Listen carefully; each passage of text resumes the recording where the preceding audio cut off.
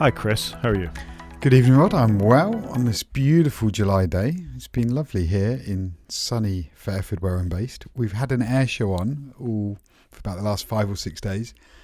Thankfully, it's stopped now, so we can hopefully we'll be good to record because it would have played havoc with us, I think, otherwise. It has not been beautiful here. It has been raining. The weekend was lovely. It was staggeringly hot at the weekend. It felt like sort of Friday into Saturday. A few rain showers on Sunday, or maybe it's the other way around. But today has been, I think we've had 3 glimpses of sunshine. Actually, looking in my windows, it looks better now, but it hasn't been the greatest. It looks cracking in the reflection. But look, it's episode 130. It's the 22nd of July and it's 2024. Should we get some follow-up? Let's do a little bit of follow-up. So, a whimsical first one. Did you ever wish you could have Windows NT running on your Mac back in the days when you had Power Macs? A, I didn't have a Power Mac at this time. B, I was never a big NT4 person. I switched to 2000 quite early on when you could, but I was never a big NT4 person. How about you? I had a Power Mac. Obviously, I had a Power Mac G4 on my laptop. A PowerBook, as it was called at the time, so same as. And I guess I was Windows more or less at the same time. I certainly had Windows XP kicking around at one point. I remember having it because I used it for internet sharing. As you do. And as you do, because that was back in the day before there were faster cable modems and I didn't really understand networking. It was in my first year of computer science. And I guess I was Windows NT curious, and Windows XP obviously benefited from Windows NT because that some of the sort of kernel sharings that came from there went to that. But I'd never had any great desire to run it on my Mac. But some crazy person has managed to get Windows NT to run on a Power Mac. G3i Mac and want to run NT? No, you can. Wow. Look, you got to admire this person's obviously quite bright. They've done all this work, but why have they done all this work? That's the bit I'm just confused with. Surely they could have put their efforts maybe to something else. I don't know. I think some of the best software we've ever had has been people scratching their itch for whatever that itch might be. And if this is what somebody really wanted to do, then God bless them, frankly. I mean, I like the start of this Register article. Ever wanted to run NT on your vintage PowerPC Macintosh? No, me neither. And, I think he sort of summed it up quite well. But it is an amazing technical achievement to do that translation. I think there was always intended to be a version of NT to run on Power platforms. And wow, frankly, well done. Yeah, I think there was a different era when Microsoft were going to be supporting more architectures, and obviously they never did support Power Platform. But yeah, well done. Everybody else was on 95. I like that in like the linked articles, they then got porting the Windows 95 start menu to Windows NT. So this is really out there, the stuff these guys are doing. But you think maybe down the line a little bit. We're going to talk about some problems with Windows later on in the show. But they've open sourced a couple of versions of DOS now, right? We talked about that on this show. So who knows? Maybe someday they'll open source Windows so people can get into the kernel and see what's actually happening. Could be useful for reasons. For attacking people with Microsoft Windows devices, maybe? Or defending them. Yeah, no, I don't disagree with that statement. But there you go. Hey, bonkers. You can still run old software 30 years after it's made on 25-year-old hardware. It's just an impressive achievement. Yeah. A less impressive achievement, however, is Google killing off their URL shortener. So have you ever used Google's URL shortener? No. I probably have. Really? I've never created a short URL that I've needed to use it, but I've probably clicked on a URL that has been shortened through Google's service. So this was from the time where there were a few of these things, and there still are some of these things like TinyURL and others. Some links are crazily long. When you were trying to fit them into tweets, I think is where a lot of this came from in the first instance. You wanted them to be a little more memorable. So services like TinyURL, which I say I think still exists, and goo.gl would shorten these links for you. And it came with a couple of advantages, lots of disadvantages as well. But they were shorter, they were snappier. If you wanted to fit them into a tweet, they used less characters and things like that. A lot of people used them for tracking how many clicks that they'd get to go through to a particular article. If you didn't control the website that they were being directed to, you could at least see who was clicking on the links. I used them quite extensively in the early days of my university career, so I could put references up to what I was talking about, to articles, not to websites particularly. So I used TinyURL, and then latterly I used goo.gl. And these things have been dying, and unfortunately, Google have now decided to kill this off, which I think is a real problem. So somebody like me that hasn't really used it, I can kind of see it from Google's point. Like, people don't really need short links anymore because we don't. Like, I guess most of your papers are PDF'd and you can make them clickable. And when I text you, it doesn't matter how many characters I use. And I'm guessing when I X you, I don't know what it is when you tweet anymore. I'm sorry, I don't know what the terminologies are anymore. Again, I don't think it really matters anymore because character limits seem to be falling by the wayside. So that's my view of somebody that would say, I don't think this is a big deal, but I've never really used it. But that's just a naive view.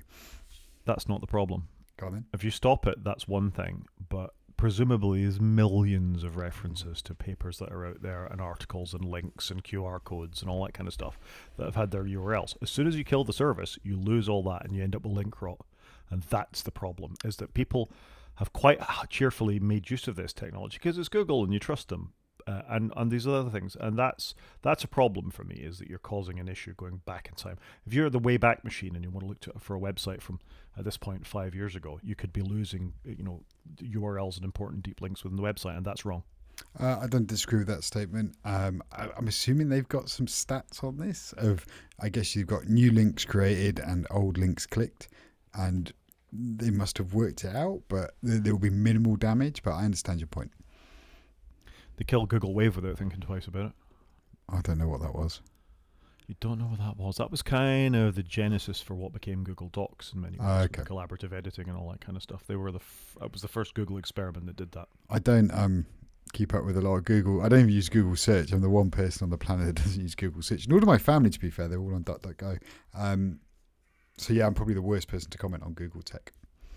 I bet they do at school. No, I'm sure they do, and I don't mind them if they want to use it. That's their call.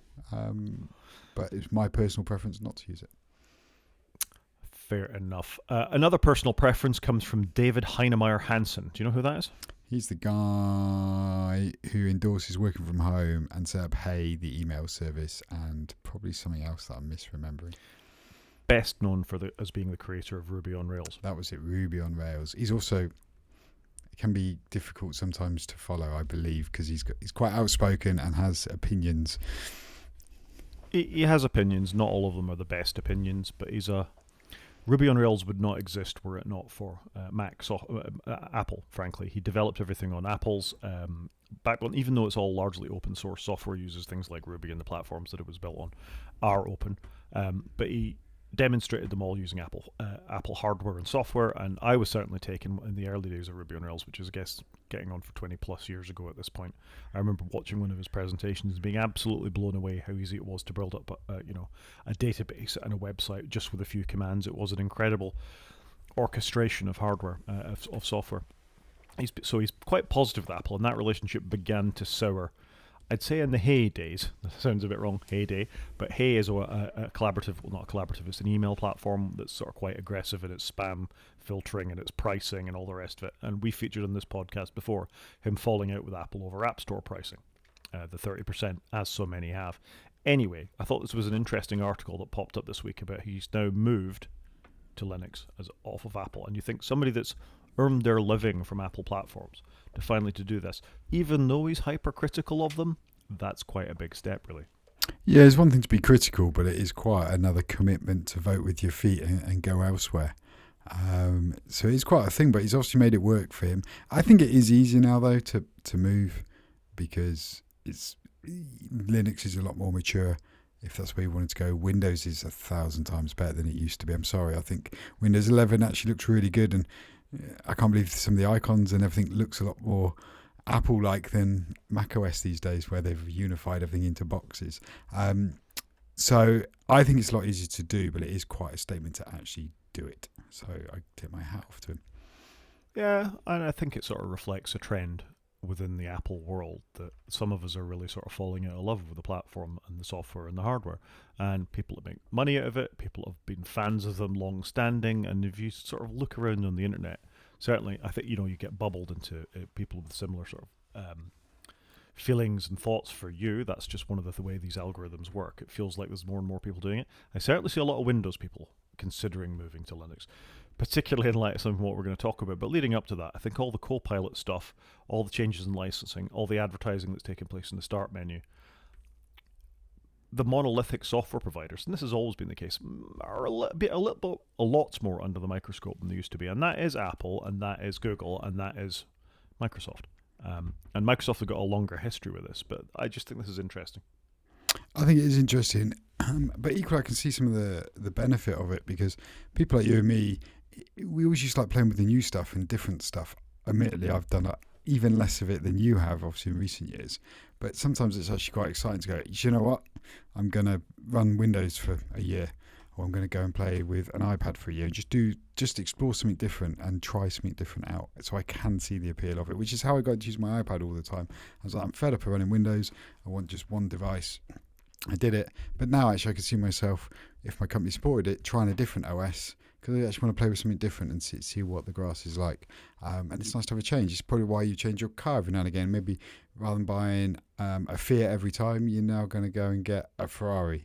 That's a bit of an extreme one. But you get my point. You're going to have a Ford instead, because you just want something different that's got buttons in a different place or works in a different way, because it's nice to have a change.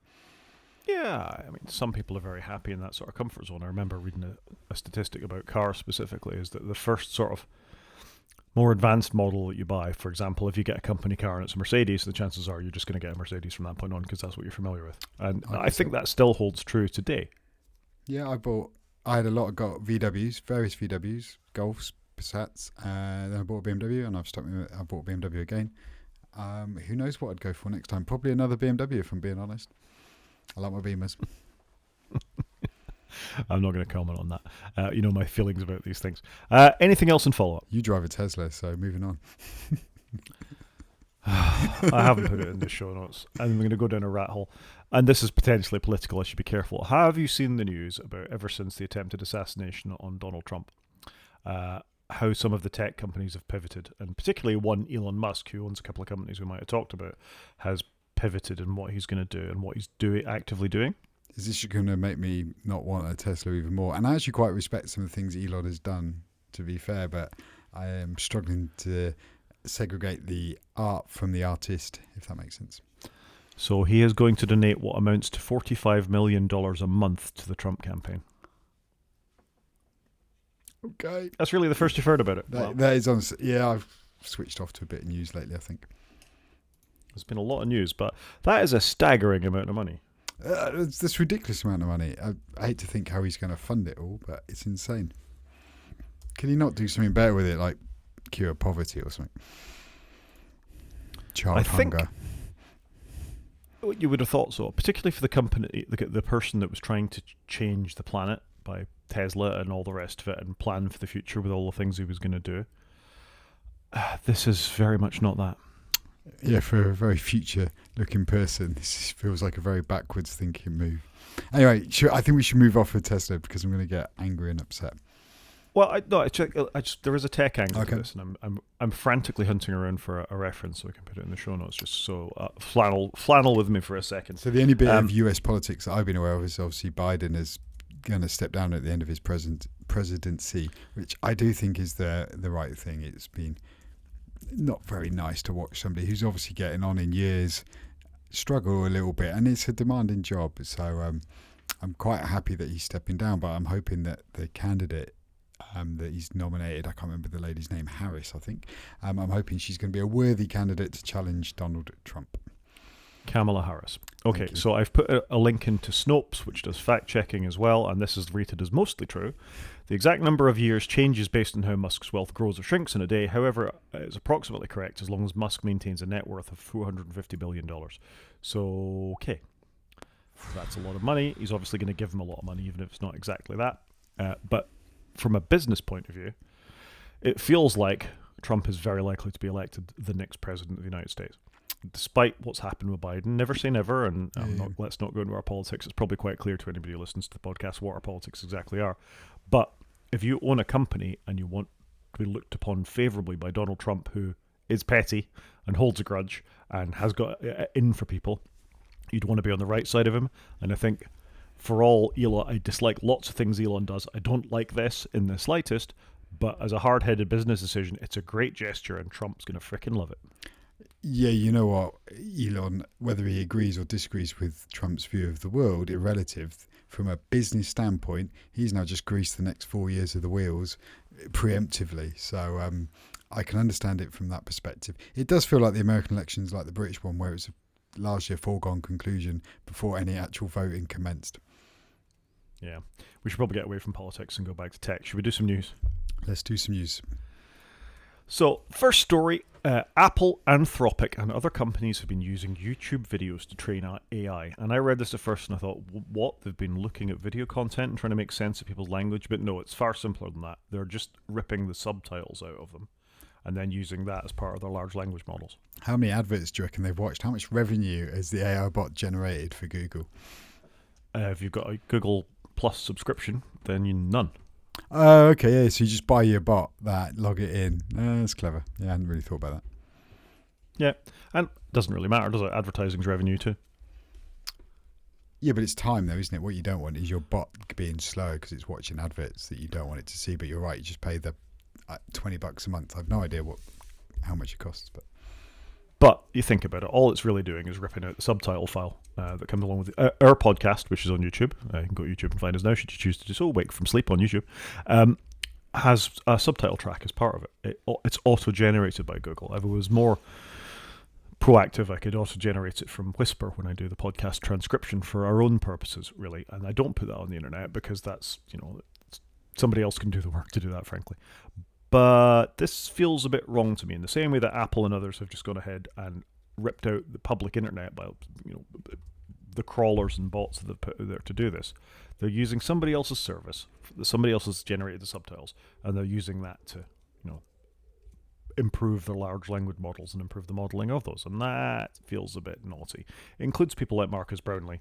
And Apple, in one of our later articles, have pushed back on this a little bit, saying they're not part of it, but they employed a company to do it on their behalf. And that's a bit sticky for me.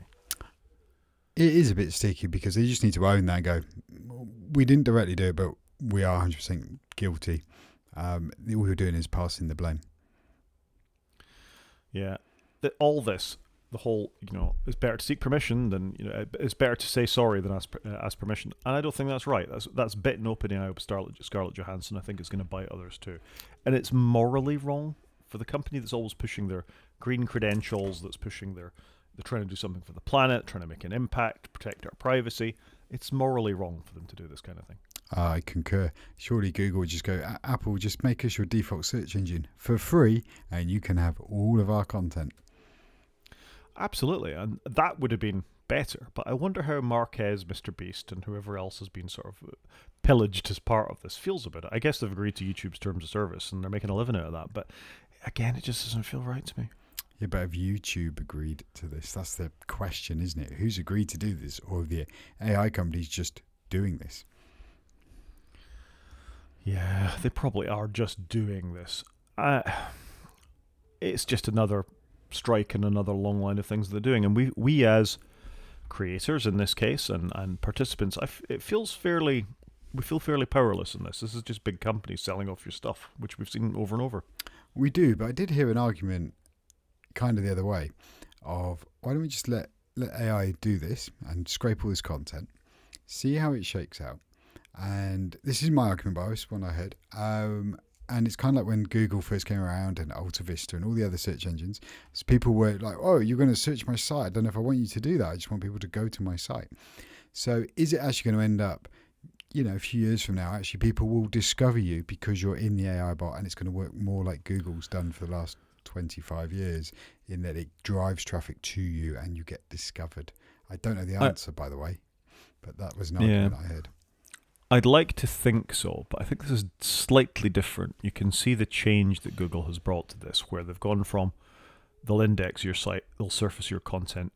Now we've got the index and we're the canonical place people go. You've got to pay more for your thing to bubble to the top of that.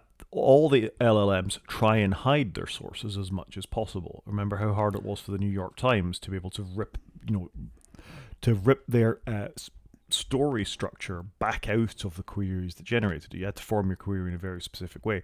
So while I'd like to think that ultimately the creators and all the people that have written the articles and would be credited with that, the goal of these large language models, the next step of this, as we were talking about next week, is for them to become creative in their own rights. And at that point, it doesn't matter where this genesis step came from. It's going to be the models creating their own content, their own video, doing your legal things for you, whatever it is. And that's the bit where this could potentially go off the rails. So I think you and I are in the same place. I do think they need to do a much better job of surfacing their sources and being honest about that, and that would help 100%. Yep, totally. So it's not just Apple. There's other companies involved in this as well, but it's just another place to watch this space. And most of our stories here are actually AI focused. So, sticking with the theme, we've got UK antitrust people looking into a probe with Microsoft's merger with Inflection AI. Do you want to tell us a bit about this story? I know not a lot about this one. So what's going on here? So Microsoft are buying. Oh, what was the company called? You just told me it. Inflection AI. And why are people unhappy about this then? It's Competitions and Mergers Authority again. They're unhappy about everything. But do you not think this kind of thing, where you're looking at mergers, particularly in the AI space, it's really important that regulators look at this kind of stuff, because it does feel a bit like the Wild West to me. It's important in any space, isn't it? Because you don't want anybody to end up with a monopoly like Adobe buying Macromedia back in the day, which obviously we discussed before. I think it is important that they look into it. I just find it weird how a lot of it seemed to come to the CMA, and yet you kind of need somebody on an international arena doing this, do you not? I just find it odd that you've got these local variants of the CMA. I can't remember what America's is called, but yet they can veto it. It just seems very strange to me. It's the Is that the FTC? I think it's the FTC in America. Federal Trade Commission will be looking into mergers and acquisitions. Yeah, but I do understand that on one level. I know we've talked about this a few times in the past about why isn't there just a global thing? But it's because different laws apply in different countries, and what applies in the EU doesn't apply to us. And we see a lot of companies trying to get round EU law or UK law by saying, no, we're incorporated over here, or this only applies there. Or so that's why they do it, and that's why the CMA will get involved with this. I think this is specifically to do with their attempted merger and then hiring people out of the Inflection AI group. So this is Microsoft trying to get brains again. And falls into they've got a lot of fingers and a lot of pies, Microsoft. Yeah, do you think developing their own? Yeah. Sorry, I was going to say, do you think they're trying to back multiple horses here by we're doing all this work publicly with OpenAI, but whilst we're doing that, we build up our own internal resource? It feels exactly like that to me, and Microsoft have got form when it comes to doing this, haven't they? They'll buy a small thing that's quite good. They'll gradually improve it. They'll drop the prices. That'll be rock bottom. Everybody will install it because it comes as part of their Office install, their Windows installer. It's just because it's Microsoft and they're trustworthy. So you use it, and then they'll jack those prices up gradually, and suddenly you're the goldfish that's been boiled, or the frog that's been boiled, whatever that simile is. Yeah, I was just trying to think what it's going to be. But this investigation they're doing, it's a phase 1, so I guess it's a preliminary investigation, and we know by September whether they're going to continue to investigate or it's all fine, please proceed. Yeah, we've got a story related to the CMA, I think, coming up in gaming, and let's refer back to this then, I think. Next story, and we've ended up with a link in the middle of our two things, is that Apple is saying the OpenELM... I can't get my words out today. Apple says its OpenELM model doesn't power Apple Intelligence, and this is relating back to the YouTube controversy that we had before. So those links belong together. We've kind of already dealt with this story, but this is Apple coming out and saying that it's not part of that. Don't know. Yeah, we're not part of it directly. They're kind of whispering that last word, aren't they? Yeah. Moving on, Meta's turn to face the AI scrutiny. Apparently, the UK watchdog is complaining about Meta harvesting user data to train its AI. So this was a whole change that Meta put in a few months ago, where they were going to use your old posts on Meta unless you explicitly opted out. So whatever you'd posted on Facebook, even if you'd only been there for 5 minutes and left, unless you'd opted out of this and log back in to opt out of this, they're going to use your data for training their LLMs. And this is just Meta being Meta. And actually, to be fair to Meta, it's what everyone else is doing, and they've got all that data. People agree to Facebook's terms and conditions. Not surprising. Not surprising. At least they're giving you the option to opt out, because Meta's not exactly known for giving users rights. So they've probably done what you'd expect, I guess. And if you don't like it, you go and opt out. Yeah, it is what it is, I guess. It is. So this is the Information Commissioner's Office looking into this. There's a similar thing going on in EU, looking at the GDPR. Obviously, we are separate from Europe now, but the GDPR and our Data Protection Act are actually very similar for lots of reasons, not least of which is we still have lots of data between ourselves and Europe that's UK or EU data. So I'm not surprised the ICO are going to launch an investigation into this in the same way that the EU are. Yeah, not surprised at all. Yeah, it is good they're doing it. Yeah, and again, it's just big tech being Big tech. awful with people's data, isn't it? That's what it's all boils down to. It's what big tech do. They're going to do big tech because they've got away with it for so many years. How do you think they ended up being big tech? Feels very entitled to me. There is that. We also have, and unfortunately, this is a paywalled article inside of Apple News, and it's not opening up very quickly inside of my Apple News, which is fantastic. So you're having the same problem as me. I've clicked on the link, and all I've got is a loading screen. Yeah.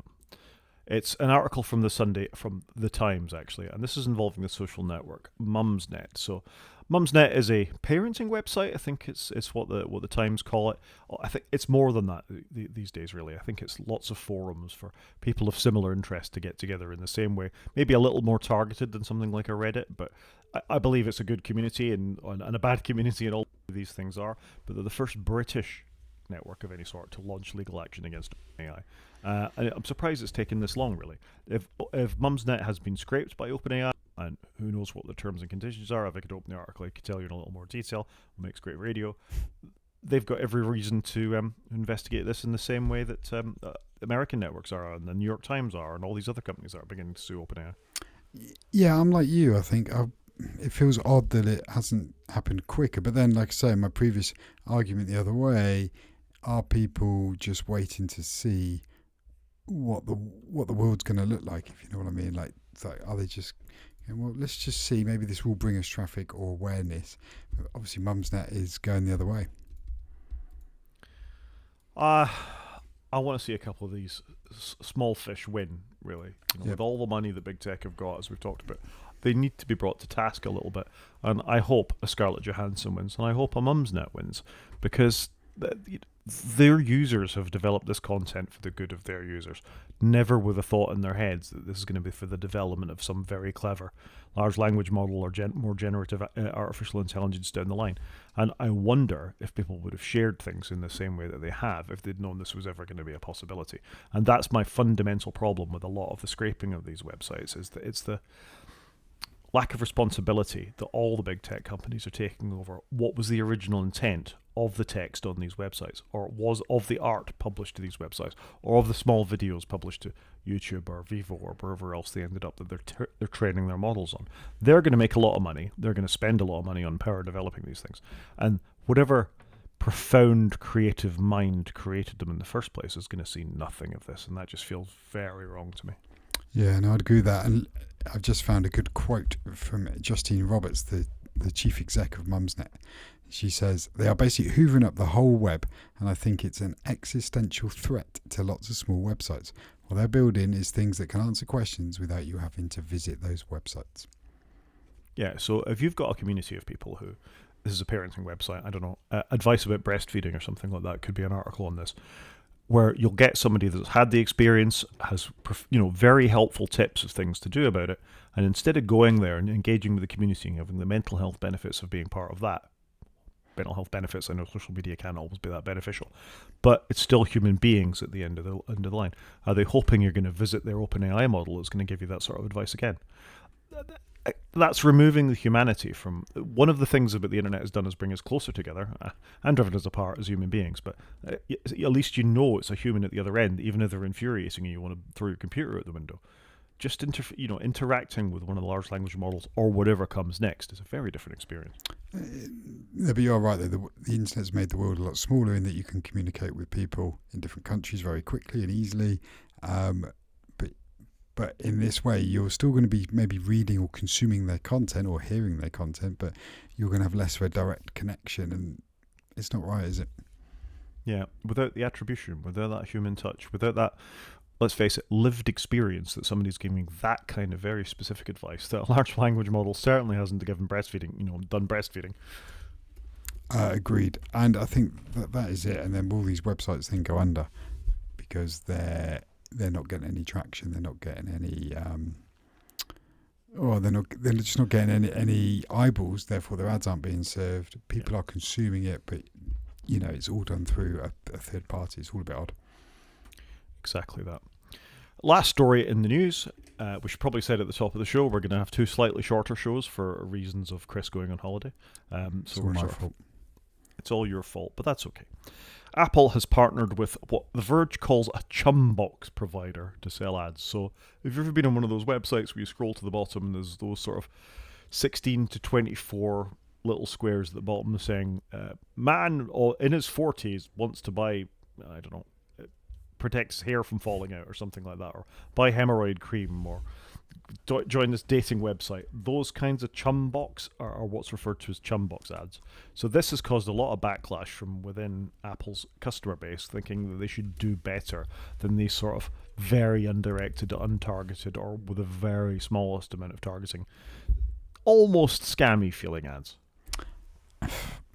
I'm disappointed in Apple because I quite like the stocks and news. I don't need more of this rubbish pushed into it, but everybody is going that way. It just doesn't feel very on brand for Apple, and I guess Apple got bitten. They tried to do their own ad framework once and it didn't really go anywhere, so part of me's not surprised, but a big part of me's disappointed. So to be clear, this is a deal with a company called Taboola. Taboola is one of the largest resellers of these things, and they're saying it doesn't mean Apple News will be littered with these chum boxes, but I'm not so sure. I don't like the fact I see ads in Apple News anyway. I've got various ad blockers here, there, and everywhere. I pay for services that I think deserve the value for those taking the ads out. I subscribe to The Guardian. That removes the advertising and the ad blocking from that. I know you do the same for The Times. I'm happy to pay to not have my content littered with these advertising. Let's face it, once it's all read by LLMs anyway, the advertising is going to be worthless and it'll eat its own tail. But this is, again, yet another scummy move from Apple, frankly. Agreed on a scummy move, but surely these ad sites are going to be building a model for an AI bot so they can serve you ads there. That's a depressing glimpse of the future, isn't it? Agreed. Should we move on to media and cheer ourselves up? Let's do some media. So, I don't know, we've been fairly down on Apple Vision Pro on this podcast. Maybe unnecessarily. I should probably ask, have you had a chance to have a go on one yet? I haven't, for various reasons. I haven't been into London, but I thought once it came out here, I would be more motivated. And I'm not that motivated. I do want to see it, I generally do. And I thought I would have rushed to London or Bristol or Reading and booked myself in, but I haven't. I will, but it's going to be some point in August. Put it this way, I'm going to London on Saturday. I'm not going to bother. Really? Are you not going to try it out? No, not bothered. I do want to try it because I've never really done VR. I think Apple would be a good way of trying VR. To be fair, if I was less rushed, so I'm going to London on Saturday to watch a show that you and I both should have been going to, and I'm going with my daughter instead. She hasn't been to London since she was 12. So what I'm going to do is I'm going to go and do touristy things. Oh, I can see that. We often go with the children. It's about an hour and a half on the train. It's ace. And I love going to London. I love just walking around. So I do get the touristy side of it. But she'll probably be less impressed looking at a Vision Pro, I would imagine. Yeah. What this is about, though, is Apple has finally announced new content for the Vision Pro, apparently beginning on July the 18th. We're going to have a bunch of new immersive videos, including a thing called Boundless, where viewers get to embark on trips they've only dreamed of and meet inspiring people, like hot air balloons or taking part or Arctic surfing or all sorts of experiences like that. My impression of this is good. It seemed that Apple Vision Pro was missing these things from people that have had them. They've been very impressed with the immersive video of the guy walking on the tightrope. I think is one of the ones that I've heard Vision Pro owners talk about as being amazing, and there not being enough of that kind of thing that truly makes you immersed in the VR. So good, I guess, is the answer. I think good. Weird they didn't announce this when they announced international shipping. You know, it's a way of enticing customers in. It just seems they've obviously got a plan, but Apple being Apple just don't seem to talk about future things. So I just find that a bit odd. I also wonder how long these clips are going to be, and are they going to be 5-minute wonders? You know, because you're not going to watch the same thing repeatedly, are you? So it'll be interesting to see what this is actually like. Yeah, I agree. And as I look through the list, and I'll briefly go through the others, we have Wildlife, focusing on orphaned elephants in Africa. We have Elevated, an aerial travel series that looks around volcanoes and waterfalls and things like that. Submerged, a video premiere set during World War II on a submarine. That's probably quite good fun, but doesn't sound like it'll be very long. 2024 All-Star NBA Weekend, so that'll be a basketball feature. An immersive experience from the weekend, I guess that's a pop star of some description. And Red Bull Big Wave Surfing. So, great. With the exception of the NBA thing, these are all very short form, aren't they? And even the NBA thing may be short form. The promise of the Apple Vision Pro was you would be courtside at a basketball game, really feeling like you were getting into the action. And I felt they had an opportunity with the Major League Soccer season in America to do that this year. People are really into football, soccer, would love something like this. And the sizzle reel they did of like the wrap up of last year's one was very badly received because of the way it kept switching viewpoints on the Apple Vision Pro, and there's nothing like that in here. Apple don't have an NBA courtside thing as far as I can see as part of the sport package, so they can't, but they do have the soccer, so they're really missing out here. Soccer fans who are really into it will pay big to enjoy that in the best possible way, surely, and they just don't seem ready for it. No, I'd agree with that. I think it's obviously why Apple have been trying to buy up sports. A, they can deliver it on Apple TV Plus. B, they've got all the hardware. If they'd have done this on Formula One, I'd have probably been a lot more interested in A, trying the Vision Pro, and B, working out whether I could financially justify it in my head. But this is just watching content. You're going to watch it a couple of times, and then that's that, isn't it? That's my concern. Unless it is a long season and they've really put some effort into it. So I'm curious to see how it all pans out, but we should know next week. Hopefully we have some feedback on it. Yeah, we'll have some feedback, and who knows? One of us might go to London or Cardiff or Bristol in the next couple of months and have a go ourselves. I'm definitely planning in September. I know I'm in London. If I can get there beforehand, I will have a go. It's a race. Which of us will get there first? Will I be doing it in Chicago before you do it in London? Ooh, I'd like to go to Chicago. So would I. A place that is set in Chicago is The Bear. I don't know if The Bear have made any of the Emmy nominations this year, but Apple have certainly done very well in the Emmy nominations this year. So this is the American TV Awards. We've talked about Apple shows not doing so well on the BAFTAs, unfortunately, but the Emmys have rolled around, and I'll very quickly go through the list. They have a lot of nominations. The ones of note are Outstanding Drama Series, where they've been nominated for The Morning Show and Slow Horses. Outstanding Lead Actress in a Drama Series, Jennifer Aniston for The Morning Show, or Reese Witherspoon for The Morning Show. Outstanding Lead Actor in a Drama Series, Idris Elba for Hijack. I love Idris Elba to bits. I love Idris Elba to bits, but no. Gary Oldman for Slow Horses. Yes. Fair. Outstanding Comedy Series, Pam Royale. Outstanding Lead Actress in a Comedy Series, Maya Rudolph and Lute and Kirsten Wiig and Pam Royale. Outstanding Limited or Anthology Series, Lessons in Chemistry, and Outstanding Lead Actress in a Limited Anthology Series or Movie, Brie Larson, Lessons in Chemistry. So that seems like a lot of nominations. It's a lot of nominations, big tick. I'd question some of them, though. I'm sorry. Anything to do with Hijack was awful. I'm sorry. That was tragic. Side note, The Bear's been nominated for 10 different Emmys, 36 nominations. So there you go. There is quite a bit of criticism on season 3 not being as good. I've seen online. So I'm still only part way through. I've been rubbish lately. But I still would recommend people watch it. Even if you haven't seen it, go and watch season 1. Yep, it's absolutely. I'm going to find. I've said it before, I'll say it again. I'm going to try and find the sandwich shop that it's inspired by when I'm in Chicago. You got to do it. They've got to do it. So well done, Apple. But they were well nominated in the BAFTAs and they won nothing. So I want to see Gary Oldman win something this time at least. Yeah, and apparently they're pulling some funding from Apple TV Plus because they're not gaining the traction that they thought. But yet they are getting some awards. So it's an interesting one. Yeah, traction is eyeballs, isn't it? And I feel that Apple TV Plus's content is not all it could be. The launch were amazing. Foundation is amazing. Slow Horses is amazing.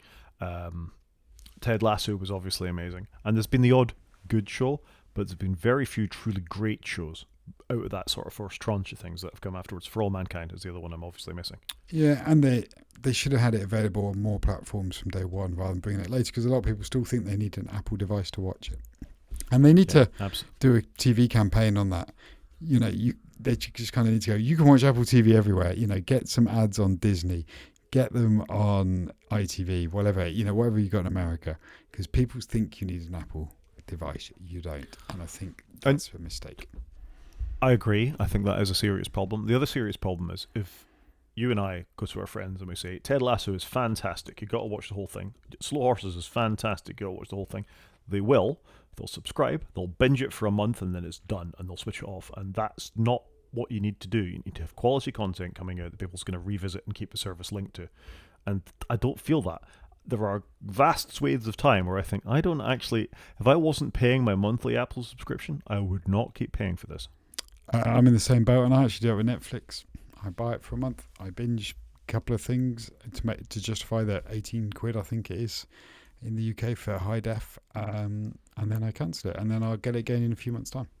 And I would do that for Apple TV Plus if I wasn't getting it all packaged in like you. Fair. I watched 2 films over the weekend. Would you like me to tell you about them? I'm just jealous that you're fitting all these films in. I don't have the time, but I guess your children are older than mine as well, though, so you can watch adult-themed films, whereas I can't do that yet. I'm a busy man. I got things to do. I watched Can You Ever Forgive Me, which I've put the link to Rotten Tomatoes in. I'm not going to say tomatoes because we're not Americans. Which is a story based on true events. It stars Richard E. Grant and, oh my gosh, Melissa McCarthy. The plot line is she plays a real author called Leah Israel who falls on hard times, and in order to keep herself going in sort of early 90s New York, starts fraudulently creating letters from other authors. It's an amazing story. It's written by the author herself. I won't give too much away if you want to watch it. It has an amazingly good score from critics, 98% on Rotten Tomatoes and 81% from audience. I'd give it a 6.5 out of 10. It was fine. Richard E. Grant is terrific. Melissa McCarthy is terrific. The score is not good. I did not enjoy the score. It actively put me off in places, which is a shame. New York looks terrific. It's got a sort of 90s, quite downtrodden feel about it. I feel like they skip over a lot of the things that were probably more interesting in the actual book, but not a terrible film by any means. Okay, not a terrible film. That should be your tagline for this one. Oh, well, Can You Ever Forgive Me is it's a difficult title to sell, I think, really. You think it's going to be some worthy thing, and it's not a bad film. I enjoyed it. At no point did I think I'm going to switch this off, even though the score was irritating me. Okay, I can understand that. It sounds like something I would enjoy. If it's a true story, I'd enjoy that more, I think. Yeah, I think you might. And the second film I watched this weekend was I revisited Crimson Tide. So Crimson Tide is a big, Tony Scott, who also directed Top Gun film, about 2 very big personalities on a nuclear submarine, one played by Gene Hackman, one played by Denzel Washington. It's one of the first times I remember seeing Viggo Mortensen, who went on to play Aragorn in the Lord of the Rings films, in a film. It's exactly what you expect it to be from sort of a loud, brash techno thriller from the 90s, really. Well acted, well scripted, good music by Hans Zimmer. It sort of rolls you along in the story. It's good fun. And I learned from the Rotten Tomatoes article that I didn't know before that Quentin Tarantino actually wrote some of the dialogue, so that explains why some of it's so snappy. That would explain it, wouldn't it? Yep. Good film. Thoroughly enjoyed it. That's a 7.5 out of 10 for me. That's a much better film. I do like Crimson Tide. I haven't seen it for a while, and as you mentioned it, I did set it to download, as that might be something I'll partake on holiday if I get 10 minutes. What have you got for us? I've only watched one film. I watched Pain Hustlers. I don't know if you've seen this. It's a bit like what was the show on Disney Plus that I watched about Dope Sick. It kind of like that a little bit. Basically, they're trying to sell drugs and get doctors to speak and go, look, this drug's really good, and they get the doctor gets paid for it, prescribing the drug basically, and they make loads of money, and then it's about their ultimate downfall. It was an okay film, like you, probably like a 6 or something. I enjoyed watching it. Good cast. It's got Chris Evans in it, Emily Blunt, and Andy Garcia. It was okay, but it's kind of one of those films you're watching and you expect to go, and this was all true, but it wasn't. But yeah, that was it. It was just an okay film, in my opinion. Yeah, the plot looks a mix of Dope Sick and the Theranos thing. The name of which escapes me. I haven't seen Dope Sick. I've seen the Theranos thing. That's what I watched. Right. But yes, it is like somebody just mangled that into fiction, which is a bit disappointing because you don't really need to fictionalize it. The stories are wild enough as it is. Just I'd agree. Theranos thing. So it was okay. That was my less than stellar review. if you've watched the rest of Netflix and you want a 6 out of 10 movie, check it out. Wow, there's a big sell for you. There you go. And I was gutted because Emily Blunt, I generally think, is fantastic. Chris Evans, usually pretty good. And they were good in their roles, to be fair to them. It just wasn't a stellar film. Fair play. Small games? Very small games, unless you want to talk Gran Turismo. No, but that's always your offer every week, and I very rarely want to talk Gran Turismo, so we won't talk about it this week either. Instead, the Federal Trade Commission has blasted Microsoft's new degraded Xbox Games Pass standard. So this means they're going to increase the prices, and they're not going to give you the first-party games that they used to give you as part of Games Pass. So my first thought in reading this was, isn't this what everybody said was going to happen when Microsoft bought Bethesda? Yeah, and it's pretty much what Microsoft do for everything. Get you in the door, hike up the price, take things away. Job done. But didn't they say they weren't going to do this? Yeah, but that's what Microsoft always say. We're definitely not going to do what we've always done, because why would we do that? It makes us loads of money. So Games Pass is going to go up from $10.99 a month to $14.99 a month. They fired a load of people. They're going to give you less games in it. This doesn't seem like a very good deal anymore to me. And surely they're going to have less games in the hopper, because they fired so many people and they're closing studios and stuff. I feel like they got this merger deal done because they made assurances to the FTC and the Competitions Merger Authority and the EU that they weren't going to do this kind of stuff, and they've done this kind of stuff, and I hope they get nailed to the wall for it. They won't. They get away with it, and off we go. I'm sorry, seems to be what happens in corporate life. More money, more talking. More money, more talking. Agreed. Yeah. So yeah, it's frustrating, isn't it? But sadly, I haven't played many games. I don't know why. It's been a real struggle at the moment, I got to say. I like you, not Gran Turismo. I've played a little bit of Balatro on my various computer adventures the last couple of weeks or so. It's kind of like a tester for me to make sure that the computers can actually cope with it. They can. It's not the most demanding game in the world. There's been all sorts of controversy around Apple and emulators again this week. They finally approved the UTM emulator for iPad. So if you want to run Windows or DOS really slowly, because Apple won't let them put the just-in-time compiler into the emulator, you can go and do that now. But it feels like the most half-hearted implementation because they know they're being scrutinized by the EU. Is the only reason they're letting these things go through.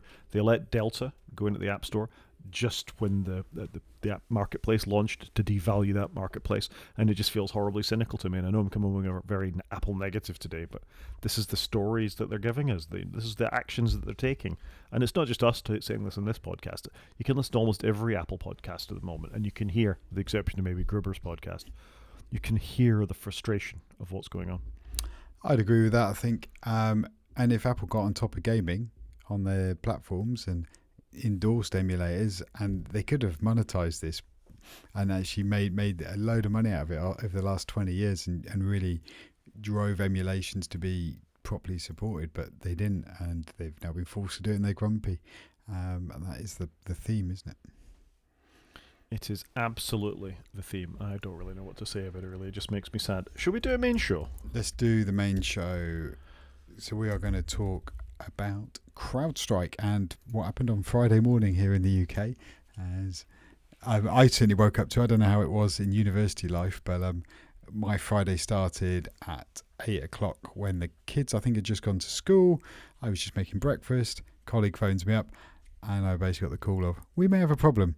And I was like, oh, what? So we jumped on I say a call, it was obviously a Teams meeting, spoke to some engineers that we have, and they explained what's happened here. So for those that didn't see the Times Square board going down, thousands of flights being cancelled, in the UK, NHS not working, our healthcare system, God knows what else, small businesses, lots of people impacted by it. What appears to have happened in my language would be CrowdStrike shipped an update overnight. It was corrupt. And basically what it did was, once you downloaded it, your PC then rebooted, and upon loading Windows, you would briefly see Windows, and then it would blue screen, give you the blue screen with the sad face on it with a colon and a closed bracket, or an open bracket, bit of text. And that was that, and you were stuck in that reboot loop. Not a lot you could do. You couldn't sort of self-heal. What it did point out is how many people have CrowdStrike installed, and how vulnerable we are to our antivirus tool, which is weirdly obviously meant to stop this kind of thing from happening. Great attack vector though. Part of me wondered. I wonder whether something state sponsored got into CrowdStrike to make this happen. And then the only way to fix it was to get on your PC, boot it into a safe mode, delete one file, restart, and then you're back in business. No long-term damage, but obviously it's impacted people's PCs, laptops, servers. Obviously, were a massive part of this, and is not a great look for the people at CrowdStrike or for Microsoft. To be fair, obviously they're damaged by association, I think, on this one, because again it shows how fragile Windows can be. Mac and Linux completely unaffected. Big tick. My iPad was fine. You'll be pleased to know I did not have a CrowdStrike issue. CrowdStrike's share price suffered when they opened, but largely ended up all right at the end of the day, I think. They weren't massively down, which was interesting because I thought this was going to be massive reputational damage for them. Be interesting to see how their renewals go, a little bit further down the line. I am a company that use that tool, and would we renew with them? I don't know. Maybe we will in 6 months. It's going to be interesting to see how it goes. That's my take on it as a enterprise admin person. We were very lucky here in the UK, I think, because the time frame meant it happened overnight, and therefore most laptops were turned off, weren't updating, and so by the time a lot of employees in the UK logged on, the problem had come and gone, and therefore they were unimpacted because CrowdStrike had pulled it. So for us, it affected 1-2% of our employee base. How about you guys at the university? Not affected at all. Whew. 8.6 million machines is the estimate that this affected, which is surprisingly small, but the fact that CrowdStrike sell mostly to Fortune 500 companies is why this was such an issue. I'm slightly amused on one level by how a small number of machines can impact the internet in this way, really, because we're told that most of the internet runs on Linux. Obviously, big, important parts of the internet does run on Windows. And you're right, this isn't a virus, this wasn't a cyber attack, but if you want to find a vector for one, you've given lots of people some fantastic ideas now. Yeah. And I agree with your assessment that why is CrowdStrike pushing out some sort of patch like this on a Thursday afternoon? But it patches all the time. It's always... But where's the QA? That's what I want to know. That's the bigger question. How did this get out? I'd love to know what their turnaround's like, because surely they must get a threat and patch kind of like immediately to resolve it. So I don't know. CrowdStrike's had a couple of issues lately. We also had a 100% CPU utilization bug with them just 2 weeks ago. So something's happened there in their QA piece, it feels like, as you just said. I have another issue with this. All feels a bit shady to me, that all the signing we have on Mac software and all the open source examination of things we have on the Linux side of the world, Windows is a closed kernel. This company is blessed to be able to do this kind of very low level tinkering with Windows' internals by Microsoft at a very large scale. Why isn't there I get zero-day attacks, I get all the potential reasons for this, but why isn't there a bigger Q&A step that stops your CPUs pegging at 100%, or a testing pool where it goes to see if once the machine reboots, if it comes back on?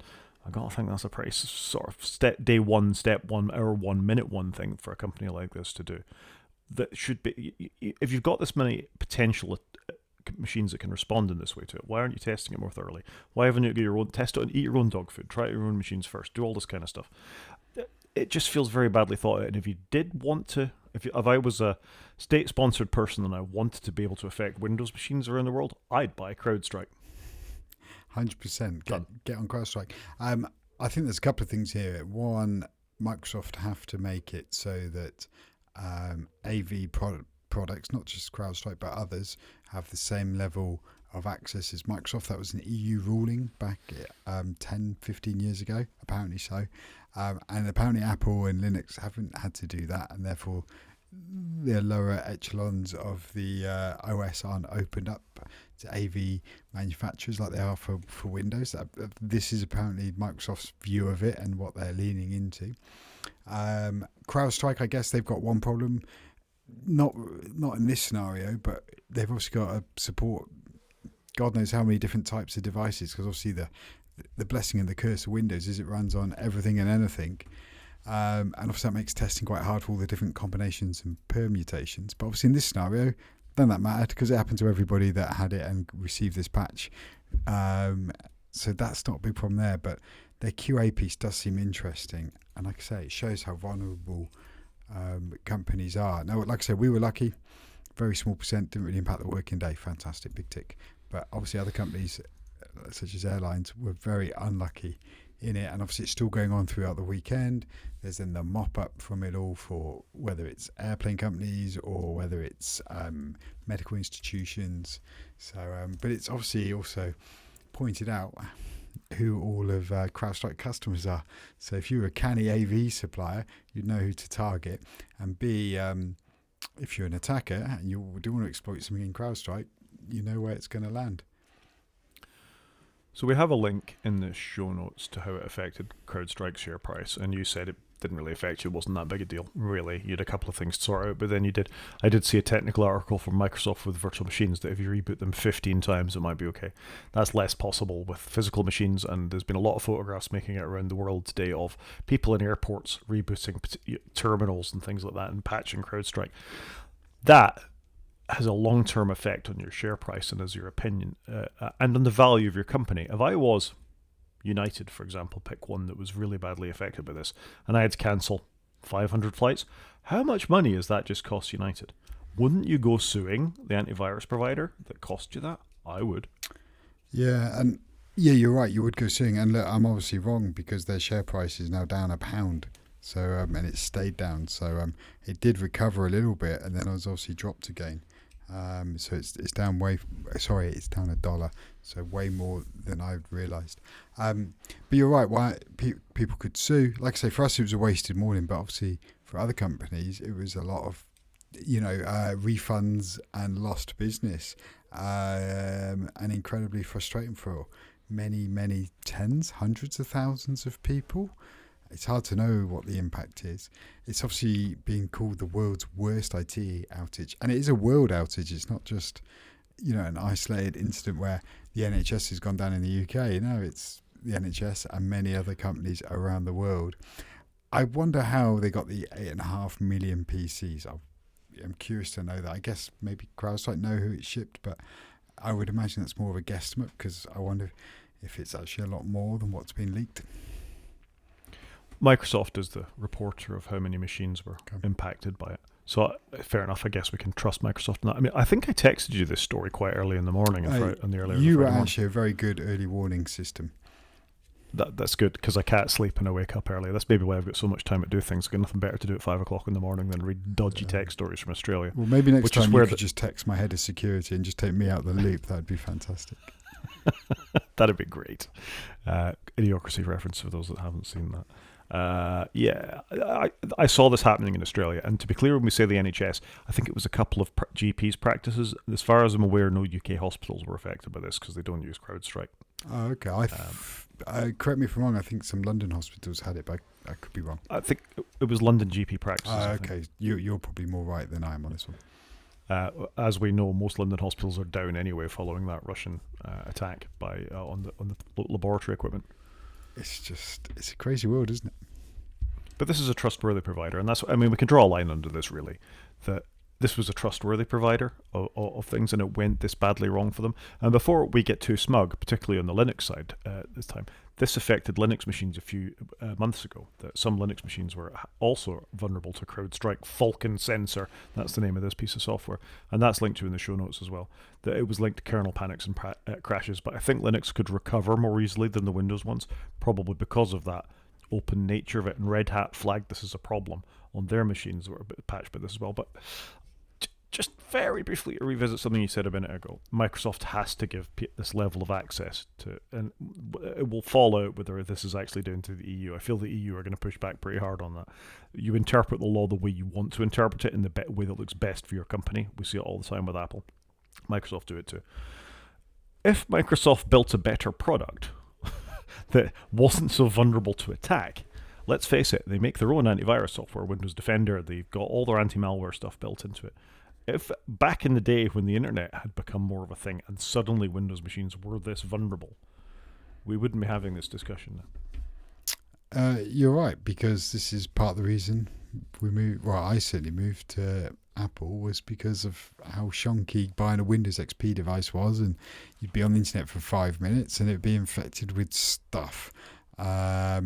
So it did remind me a little bit of that, and I felt quite vindicated. I got my iPad, I just carried on with my day. I had to attend some calls, obviously, as my remit of running an IT team on Friday, but it did not impact my productivity one iota.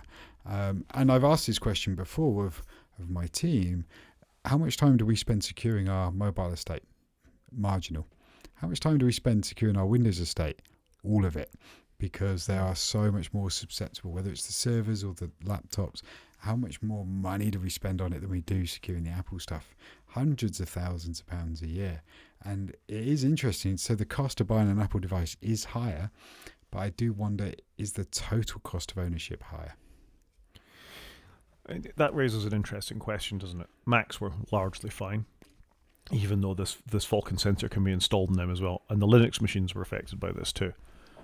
I wonder how vulnerable the Linux machines were this, or is this nervous IT managers who've gone, oh no, we've got to install antivirus and CrowdStrike Falcon and all this kind of stuff, because that's just what we do in Windows, and it shows a fundamental lack of understanding in the underlying products that we've got.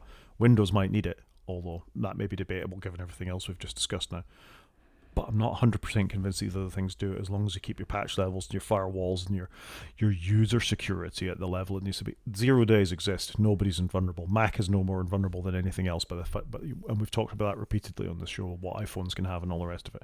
But if you've got the right kind of model, the right immutable kernel, the right lessons for your users for what they install, multiple levels of firewall separating you from the internet, and just practicing good security standards, that's probably as good as a lot of these tools that are installed in these machines. And I get the active worry about this. They'll get into our secret data, they'll get into our money, they'll get our customer databases. They've got that anyway. But I understand the paranoia that IT directors have about this kind of stuff. But I sometimes think that gets pushed too far, down the lines of, this thing here will just save us from our worst possible mistakes that we can make for ourselves. And this is evidence of that to me. Yeah, half the time you buy as an assurance to the board of, yeah, we're fine. We've got the latest tool. We're all good. It was obviously Formula One at the weekend as well. And I did read a brief article, Mercedes sponsored by CrowdStrike. They also had the problem. So they weren't immune. But I don't disagree with you. I think corporate IT, you get a Mac, you've got to stick AV on it. And look, I run corporate IT. So I wouldn't do it. I'm very comfortable that Macs don't need it. I've run my personal Macs for 20 years without any form of AV, and the world has been fine. That could change one day, don't get me wrong. But right now, I wouldn't be in a rush to do it. But what a thing to have happened. Other than something running Windows, I don't think there would be another single piece of software that's on so many Windows devices that would have had such an impact. That's my view, because I don't think there's another AV provider that's as highly regarded as them. This could have happened maybe with an Intel driver, but they don't update so frequently. But do you see my point, though? This is probably the one piece of software that is so widespread, other than Windows itself, that updates frequently, that made this happen. Yeah. It's a worry. We'll finish with a cartoon from XKCD, which shows a couple of people playing. You can look at the cartoon yourselves, but you've always got an excuse for not doing anything on a day there's a big IT outage, is basically the moral of the story. And you get a bit of that. Mm-hmm. Well, some people, though, didn't get a chance to play in there to deal with all the fallout, and my heart does go out to those people. I just went to work as usual. Yeah, me too. App of the week. It's an open source thing called DocMost. I've recommended on this podcast before Notion, which is a paid-for note-taking app, which is really flexible. It largely works in Markdown. You can do tables and pages and deep links, and you can capture your thoughts as you go along. I have bought this for my team. It costs quite a lot of money. By the time you've got a team involved, you're paying an annual subscription for every person to be able to do something. It gives you a little bit of storage and all that kind of stuff as well. It's really well been accepted. I quite often come along with some crazy bit of software that I want the team to use that'll make us more collaborative and document things better and do all the things you want a team to do. And it never is very sticky, and they go back to using Microsoft Word, Microsoft PowerPoint, and that's pretty much the size of it. Notion has been incredibly sticky for my team. They've actually just got it. They've grokked it, to use an old term, and everybody is quite happily getting on and documenting it. In the back of my head, I'm thinking, this is costing a lot of money, and where's the data going? Because that's the way I think. DocMost, which is can be fired up on a Docker container. Maybe more on them in another show. I think I've mentioned them in the past. It's a means of running certain amounts of software inside of your infrastructure. One command into this on my home infrastructure, and I'm up and running with my own effectively Notion clone. It cost me £0 and 0 pence, other than the electricity to keep my server on. It's really quite neat. It hasn't got all the features of Notion, but it's got most of the ones that matter, and I've been really impressed with it. So 2 comments. One, your team must love working with you as you suggest lots of new software. I think my team are quite happy because I don't suggest that. I quite like consistency. It looks kind of cool. My only concern with stuff like this is it's something else you've got to run, maintain, and there is a cost to maintaining stuff. But equally, how long is it going to be around if you're not giving anybody any money? Will people lose interest, or is it all the open source piece, I guess, which is where you're going with it, and you're just reliant upon people carrying on maintaining it? That'd be my consumer, my corporate hat on. Okay. Yeah, most open source projects last a lot longer than, say, a closed Google project. Just throwing that out there. Yeah, that's fair. And then the second part of that is this writes Markdown. Markdown is just a text file. All of these things are just text files. It's just a means to join them together. So it doesn't matter if the service goes away. All your data is in your hands to do with as you want and can be opened up in any text editor. You can pick it up and go and take your ball elsewhere. Right, okay. All right, fair enough. So I would agree with you. That sounds really good. And it does look smart. It's really good. Yep. Thing of the week. So thing of the week for me, I'm actually going with an app, and I've gone with the Overcast rewrite that's just gone live. So those of you that don't know, Overcast is a podcast playing app. Hopefully people are using it to listen to this. It's been going for 10 years. It's literally had its 10-year anniversary. This version came out on its 10th anniversary. Lots of boring reasons underneath. It's completely different underneath. It's all been rewritten in Swift and Swift UI, and it should be fast and all those other good things. But the interface has just had a moderate tweak on it, but the watch remains the same, the CarPlay app remains the same. And I just think it's quite a good achievement, and I listen to a lot of podcasts. I really like the app. I'm quite a simple person. I just subscribe to a podcast. I don't bother with playlists or do anything clever. They download, I listen, they get deleted, I move on to the next one. But I just really like the app. I've been a supporter of it for a while, but I think the interface is really nice. I think it's just cleaned it all up a bit and taken what was probably a circa 5-year-old design and just modernized it for now. I think it's a clever feat to rewrite the underpinnings that most people wouldn't even notice, and so I think it's really good, and I would recommend. Yep, it's a really good app. I like Marco's apps. He's generally written quite good ones, and the performance is unquestionable. It's an awful lot faster. I added 4 or 5 new podcasts to it this week, and it didn't miss a beat. It just keeps going. It's generally pretty reliable. The behavior of it has been consistent. Things like when you're in your car and you push skip forward, it skips forward 30 seconds, doesn't skip to the end of the podcast. Little things like that I appreciate. There's a new button in there that you can skip to the end of the podcast if that's what you meant to do, rather than just sort of skip forward 30 seconds. So yeah, good app, good rewrite. Well worth chucking a couple of money at, some money at. I have done in the past. You don't have to use Overcast. You can use Apple's podcast player or others to get this podcast and others. But yeah, it's really good. It's solid. Agreed. Should we call that a show? I think we can call that a show, Chris. So if anybody wants to get in contact, Rod is at g5maniac@mastodon.scot. I'm at _CJP at mastodon.social. Or you can watch us on YouTube at wakefromsleep.com and click on the YouTube link. Or finally, drop us an email at wakefromsleep@protonmail.com. Talk to you next week, Chris. Cheers, Rod.